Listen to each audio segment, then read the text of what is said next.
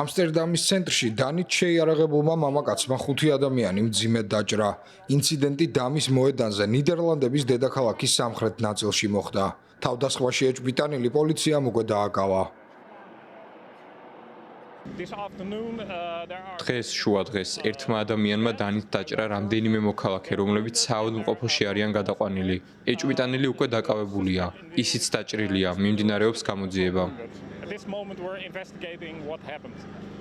თვითმხილველები აცხადებენ, რომ ეს შემზარავი ინციდენტი იყო. მე აქვე სკამზე ვიჯექი და ტელეფონზე ვსაუბრობდი. ამ გამოსასვლელის ბოლოს გოგო იყო, რომელმაც ყვირილი დაიწყო. შემდეგ დავინახე, როგორ გარბოდა მამაკაცი მოედნისკენ. გოგო წაიქცა. მივედი, რომ მენახა ყველაფერი რიგზე იყო თუ არა. ამერიკელმა ტურისტმა კი მითხრა, რომ სასწრაფოში დამერეკა. როცა ვკითხე რა მოუვიდა, მიპასუხა, რომ ხელი ჰკრეს. მას ზურგში დიდი ზომის დანა ჰქონდა შერჭობილი.